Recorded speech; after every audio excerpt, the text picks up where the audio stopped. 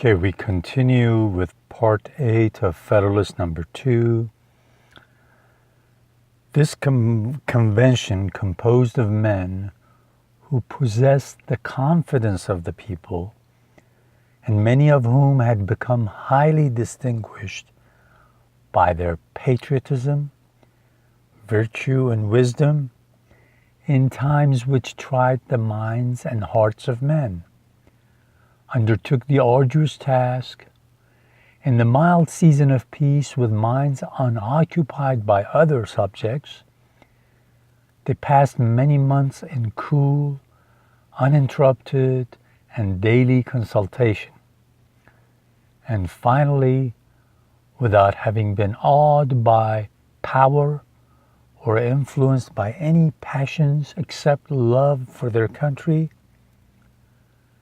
they presented and recommended to the people the plan produced by their joint and very unanimous councils. So in the last paragraph, he said that these patriots convened in Philadelphia, got together in Philadelphia to write this Constitution. And he's referring to all the people, all the delegates that went to the Constitutional Convention. And here, and probably in the next paragraph or so, he'll be saying that a lot of these people that were in Continental Congress or served in the Revolutionary Army or have worked in state governments, these wise people with all the experience they've had, they gathered in Philadelphia, and just with the love of their nation in their heart, day after day, with the coolness of mind, they debated, and they came up with this Constitution. In the mild season of peace, he's contrasting it, he's comparing it with the Articles of Confederation. He says the Articles of Confederation were written when we were in war, we were in a rush to have something to unite us. But now we have this new Constitution that we want you to say yes to, that we want you to ratify. And it's the work of very wise people who, day after day, for months, debated to see what is practicable and also what is wise as a frame of government. And that's what we're presenting to you. Okay, this next paragraph is going to be a little longer, so I might have to finish it in the next video. Okay, it starts, admit, for so is the fact that this plan is only recommended, not imposed, yet let it be remembered that is neither recommended to blind approbation nor to blind reprobation. So we've got this plan, this Constitution for you, and we are recommending it to you. We are not forcing it on you. We're not imposing it on you. However, we ask you not to blindly and without reasoning accept it nor reject it. Whatever you decide, we don't want you to blindly do it. We want you to go over it, debate it, deliberate on it, and with sound reason, accept or reject it, approbate or reprobate it. But to the sedate and candid consideration which the magnitude and importance of the subject demands, and which it certainly ought to receive, because this is so important that we want you to pay close attention to it. We want you to consider it with open mind. And when he uses the word sedate, nowadays, when you use the word sedative, stuff like that, it's almost kind of like making somebody numb, making them almost put them to sleep. But here, when he says sedate, he means very calm and free of passion. Calm, cool, and collected. Okay, he continues, but this, as was remarked in the foregoing number of this paper, is more to be wished than expected.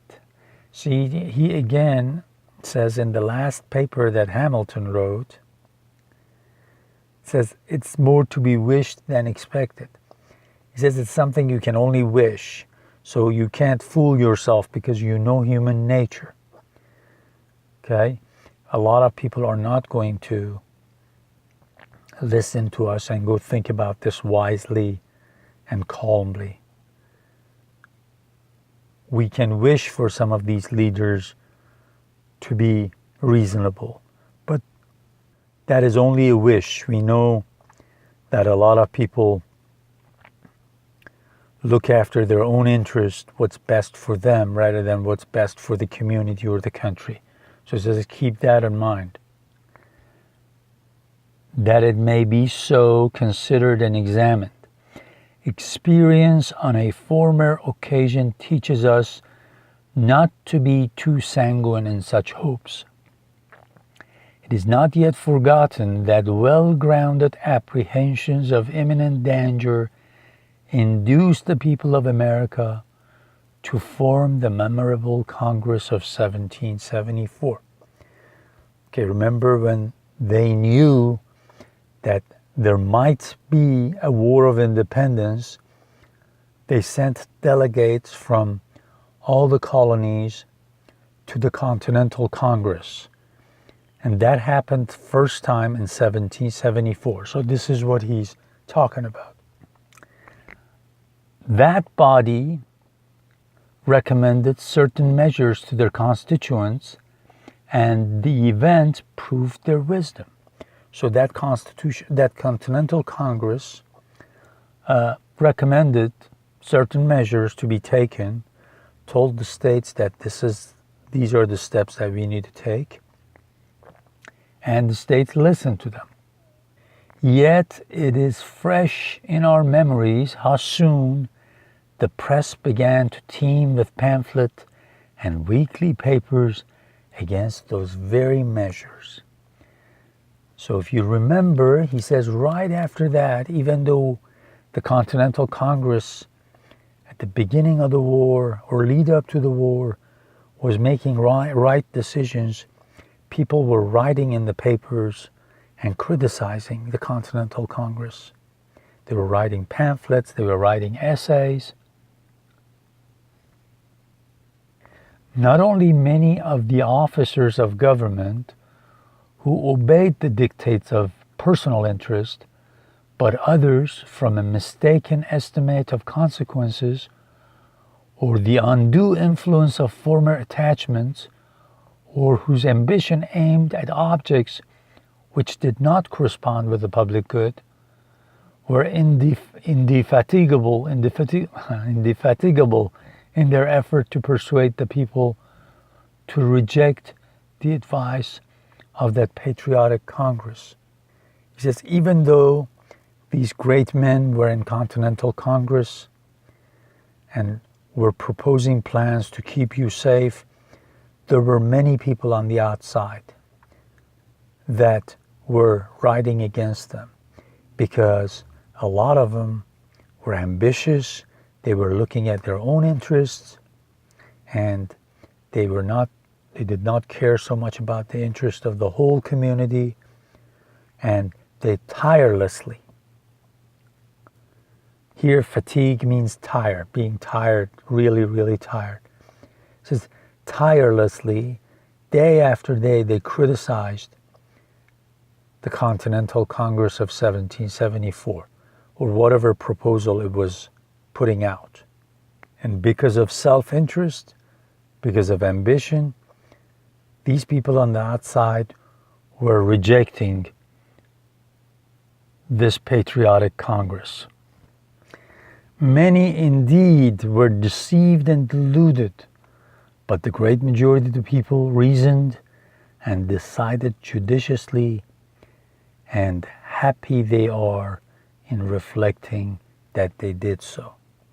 So even though there were lots of people that were against the advice and suggestions of the Continental Congress, even though some people were trying to deceive a lot of the people of America, but these people realized that no, we've got wise people in the Continental Congress, and for the most part, they listened to their suggestions, they listened to their advice, they were judicious, they judged wisely, and happy they are in reflecting that they did so.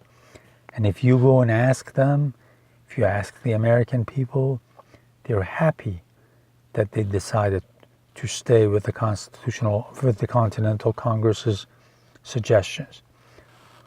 So it's setting the background to see that these people who are going to be criticizing us because of this new Constitution, that they've already started criticizing us, they are just like the people who a few years ago were criticizing the Continental Congress for its work. So he says, be judicious. Don't be fooled by these people who really do not have your interest in mind, but they're ambitious and they are thinking only of their own future, not the future and well-being of the nation as a whole, of all the states as a whole.